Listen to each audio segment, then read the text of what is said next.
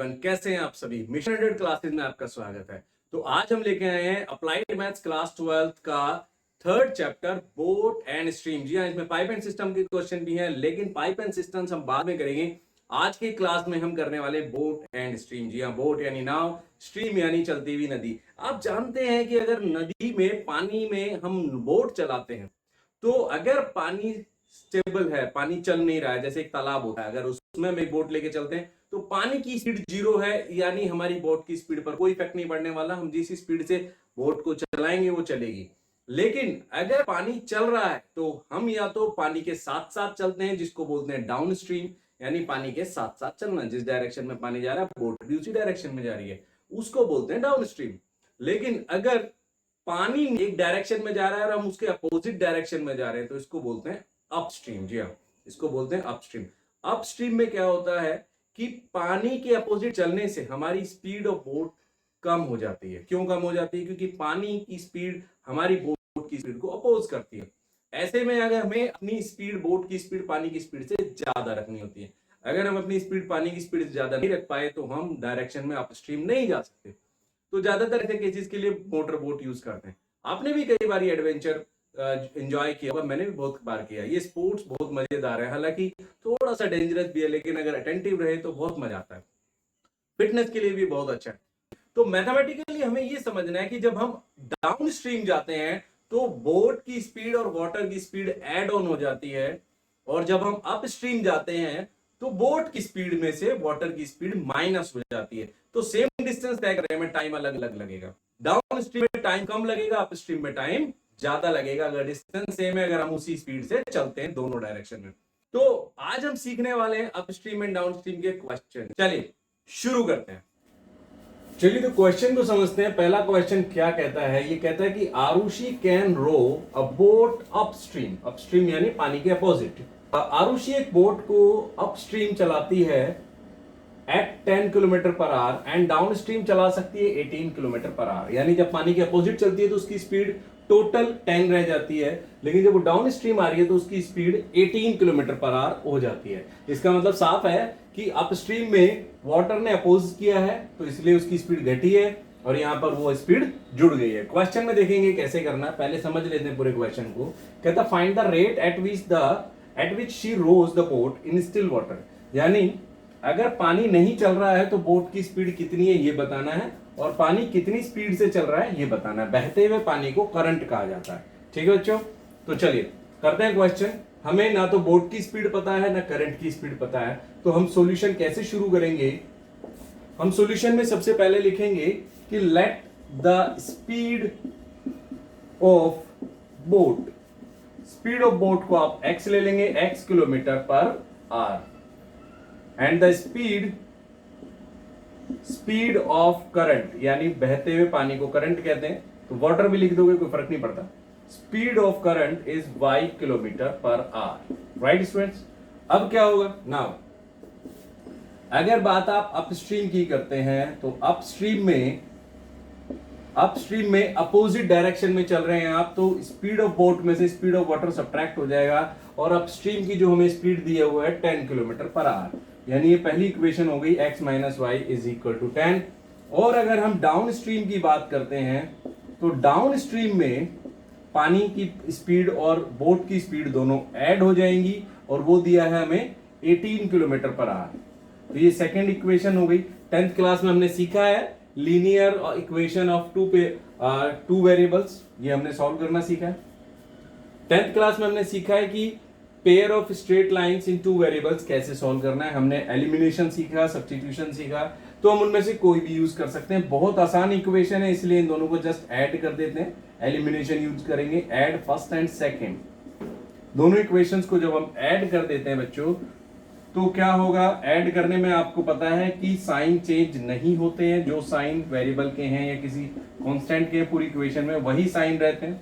तो y से y cancel हो गया, 2x is equal to 28, x is equal to 14 kilometre per hour, यानी speed of boat is 14 kilometre per hour. Put in equation first करेंगे, put x is equal to 14 in equation first, हमें क्या मिलने वाला है? 14 minus y is equal to 10, यानी 14 minus 10 is equal to Y. So y is equal to 4 kilometre per hour, यानी speed of current is 4 kilometre per hour. तो boat की speed हो गई 14 किलोमीटर पर आवर और स्पीड ऑफ वाटर हो गया 4 kilometre per our. देखते हैं बच्चों सेकंड क्वेश्चन में क्या डिफरेंट बात कही गई है. ये कहता है a man rows downstream 30 kilometre. यहां पर हमें डाउन स्ट्रीम का डिस्टेंस दिया गया 30 kilometre and up stream 20 kilometre, यानी अपोजिट डायरेक्शन में 20 किलोमीटर जाता है और पानी की डायरेक्शन में 30 किलोमीटर जाता है. ही takes 5 hours to cover each distance, then find the speed at which he rows in still water. यानी जाने में भी 5 घंटे ले रहा है, आने में भी 5 घंटे ले रहा है.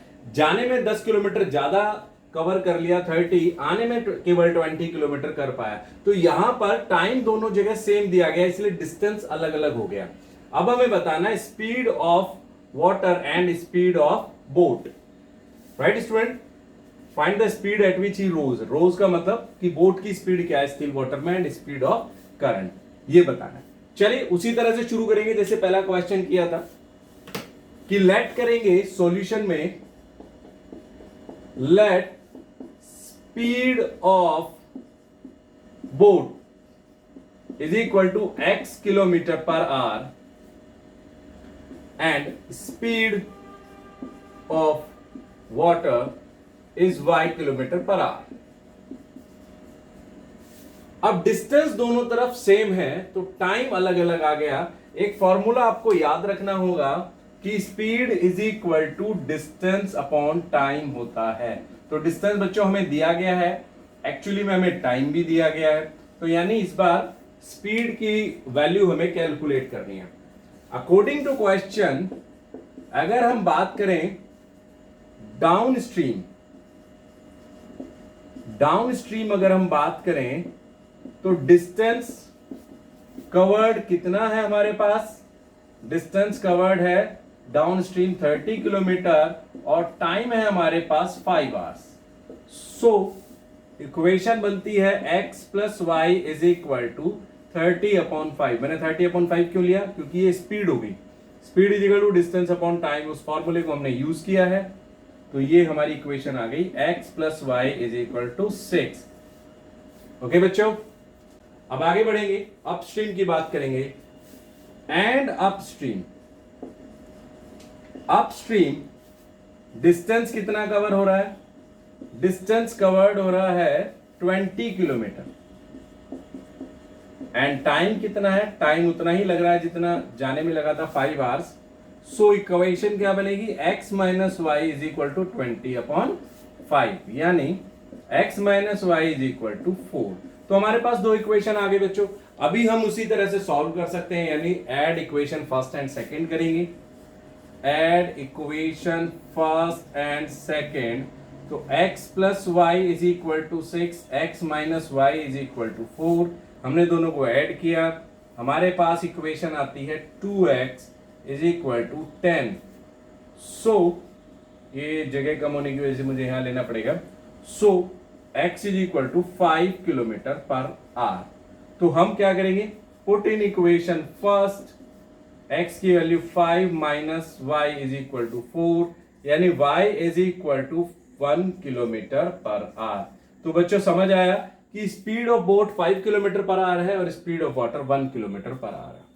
तो समझते हैं इस क्वेश्चन को. क्वेश्चन नंबर 3 हमें कह रहा है कि motor boat can travel eight 10 kilometre per our in still water. यानी इस बार हमें मोटर बोट की स्पीड दे दी गई है. फिर आगे कहता है ट्रेवल्ड 91 किलोमीटर डाउन स्ट्रीम, यानी वो डाउन स्ट्रीम 91 किलोमीटर जाता है रिवर में और वापस आता है टोटल 20 घंटे में. यानी 91 किलोमीटर गया और 91 किलोमीटर आया, टोटल उसे जाने और आने में 20 घंटे लगे. Find the rate of flow of water in the river, यानी पानी की स्पीड हमें इसमें निकालनी है. चलिए जी क्वेश्चन को सॉल्व करते हैं. तो क्या लेट किया जाएगा बच्चों, इसमें स्पीड ऑफ बोट तो हमें दे रखी है. स्पीड ऑफ बोट हमें दे रखी है 10 किलोमीटर पर आवर. तो ये तो लेट नहीं किया जाएगा. लेट क्या करना होगा, लेट करना होगा स्पीड ऑफ करंट, यानी स्पीड ऑफ वाटर. इसको हमने x लेट कर लिया. सो डाउन स्ट्रीम, अच्छा डिस्टेंस दोनों तरफ सेम है तो डिस्टेंस तो हम 91 किलोमीटर लिख देंगे, तो लेकिन टाइम अलग अलग लगेगा क्योंकि स्पीड दोनों टाइम में अलग अलग हो जाएगी। डाउन स्ट्रीम में स्पीड ज्यादा रहेगी, अप स्ट्रीम में कम रहेगी। डिस्टेंस सेम है तो इसका मतलब सीधी सी बात है कि टाइम अलग अलग लगेगा। हमारे पास स्पीड का फार्मूला क्या होता है, डिस्टेंस अपॉन टाइम, तो टाइम का फार्मूला हो गया डिस्टेंस अपॉन स्पीड। तो यानी हमें दोनों बार जाने का जो टाइम है वो निकालना है क्योंकि हमें कंबाइंड टाइम दिया हुआ है 20 आवर्स। सो हम लिखेंगे टाइम टेकन डाउन स्ट्रीम। जब वो डाउन स्ट्रीम जाएगा तो टाइम कितना लगा, तो जी डाउन स्ट्रीम गया तो टाइम t1 लिया जाए, डिस्टेंस हमारे पास 91 है और डाउन स्ट्रीम में जो है दोनों को स्पीड को हम 10 प्लस एक्स ऐड करके लिखेंगे। And time taken up stream, यानी वापस आने में उसको कितना टाइम लगा t2, तो 91 अपॉन 10 माइनस एक्स, क्योंकि स्पीड अपोजिट हो जाएगी। समझ आए? अब हम इन दोनों को कैसे सॉल्व करेंगे, हमें टोटल टाइम दिया गया है t1 plus t2 is equal to 20 hours. So t1 is 91 upon 10 plus x and t2 is 91 upon 10 minus x is equal to 20। चलिए एलसीएम करेंगे इसमें, 10 plus x into 10 minus x, तो 91 into 10 minus x plus 91 into 10 plus x is equal to 20। 91 दोनों से common हो जाएगा तो ये बचा 10 minus x plus 10 plus X upon A plus B minus B के फार्मूले से 10 square minus x square is equal to 20। तो 91 अंदर x कैंसिल हो गया, 10 प्लस 10 20 हो गया, अपॉन में 100 minus x square is equal to 20। तो जी 20 से 20 गया और 100 minus x square cross multiply करने पर आ गया 91, यानी एक्स स्क्वायर की वैल्यू आएगी 100 माइनस 91 यानी 9। तो जी एक्स स्क्वायर अगर 9 आया तो यानी एक्स की वैल्यू हमारी आएगी 3 किलोमीटर पर आवर, यानी speed of water in river is 3 kilometre per our. चलिए देखते हैं क्वेश्चन नंबर 4 में क्या कहते हैं। ये कहते हैं a man rows about 30 kilometre upstream, यानी अपस्ट्रीम 30 किलोमीटर जाता है एंड 44 किलोमीटर डाउन स्ट्रीम जाता है, तो उसे 10 घंटे लगते हैं। यानी जाने में 30 किलोमीटर, आने में 44 किलोमीटर, टोटल 10 घंटे लगते हैं। लेकिन अगर वो 40 किलोमीटर अपस्ट्रीम जाए और 55 किलोमीटर डाउन स्ट्रीम जाए तो उसे 13 घंटे लगते हैं। आपको बताना है speed of boat in still water, यानी ना तो हमें स्पीड ऑफ बोट पता है ना ही हमें स्पीड ऑफ वाटर पता है, तो हमें लेट करना पड़ेगा सॉल्यूशन में। सबसे पहले speed of boat, let the speed of boat and speed of water, तो speed of boat is x kilometre per hour, speed of water is y kilometre per hour. So according to question, देखिए थोड़ा सा difficult level बढ़ गया इस question का, क्योंकि इसमें इक्वेशन को 2 बार में सॉल्व करना पड़ेगा। कैसे? क्योंकि इसने अपस्ट्रीम और डाउनस्ट्रीम दोनों का एक साथ टाइम बताया, तो हम फार्मूला लगाएंगे डिस्टेंस अपॉन स्पीड, क्योंकि हमें टाइम दिया गया 10 आवर, यानी डाउनस्ट्रीम आने जाने का टोटल टाइम 10 दिया है, तो जाने में टाइम कितना लगेगा, डिस्टेंस अपॉन स्पीड। तो अगर अपस्ट्रीम का डिस्टेंस है तो अपस्ट्रीम की हमारी स्पीड बनेगी x माइनस वाई, और डाउन स्ट्रीम जाता है तो डिस्टेंस वो 44 किलोमीटर तय करता है और स्पीड बनती है x प्लस वाई। ये t1 हो गया, ये t2 हो गया, दोनों का टाइम हो गया 10, राइट। और इसी तरह एक और इक्वेशन दी कि अगर अपस्ट्रीम 40 किलोमीटर जाता है एंड डाउन स्ट्रीम 55 किलोमीटर जाता है तो टाइम लगता है 13 आवर्स। अब ये इक्वेशन सॉल्व करने के लिए हमें थोड़ा सा इसमें लेट करना पड़ेगा, यानी मैथमेटिकली 10th क्लास में वापस आप पहुंच रहे हैं। आप लेट कर लीजिए 1 upon x minus Y is equal to u and 1 upon x plus Y is equal to v. आपके इक्वेशन चेंज हो जाते हैं, आपके इक्वेशन चेंज हो जाते हैं 30u plus 44v is equal to 10 and 40u plus 55v is equal to 13। इस तरह से अब आपके इक्वेशन लीनियर बन गए हैं। अभी वेरिएबल डिनोमिनेटर में थे तो यहां से सॉल्व नहीं कर सकते थे, कॉम्प्लिकेटेड हो जाता। हमने u और v लेट किया, इनको इक्वेशन इजी बनाए। अब हम क्या करेंगे, एलिमिनेशन मेथड लगाएंगे। हम क्या कर सकते हैं बच्चों, हम इसको 4 से मल्टीप्लाई कर लेते हैं, इसको 3 से कर लेते हैं और सब्ट्रैक्ट कर लेते हैं, जैसा कि हमने सीखा था 10th क्लास में। Multiply equation third by 4 and fourth by 3 and subtract. तो जी अगर आप फर्स्ट इक्वेशन को 4 से मल्टीप्लाई कर रहे हैं तो ये बन गया 120u, 4 4 जा 16, 4 4 जा 16 and 17, 176v and this is 40। ये फिफ्थ इक्वेशन आई, को आपने मल्टीप्लाई किया 3 से तो ये हो गया 120u प्लस 5 3 जा 15 एंड 116v एंड 39। तो जी आपके पास 6 इक्वेशन हो गई फिफ्थ एंड सिक्स्थ इक्वेशन में।